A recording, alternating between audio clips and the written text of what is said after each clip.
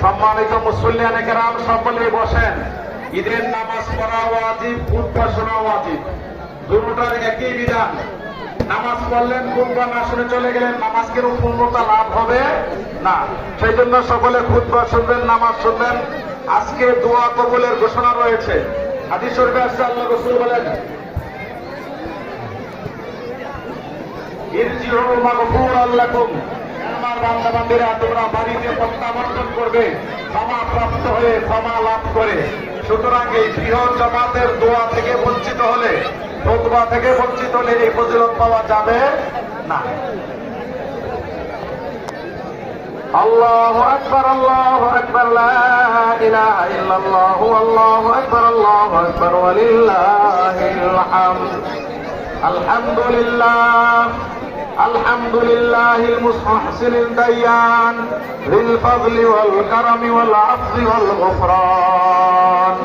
আল্লাহু আকবার, আল্লাহু আকবার, লা ইলাহা ইল্লাল্লাহু, আল্লাহু আকবার, আল্লাহু আকবার, ওয়া লিল্লাহিল হামদ।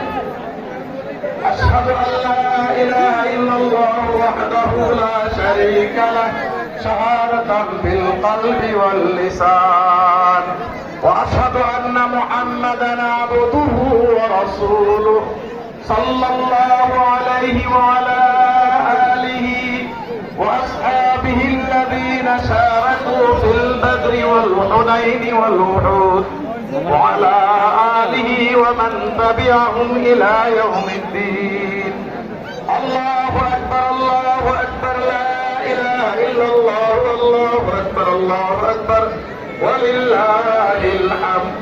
أما بعد، فيا أيها الناس، فيا أيها المصلون الكرام، فيا عباد الله، اعلموا أن يومكم هذا يوم عيد لنا. إن الله قد أبدل يومان الذي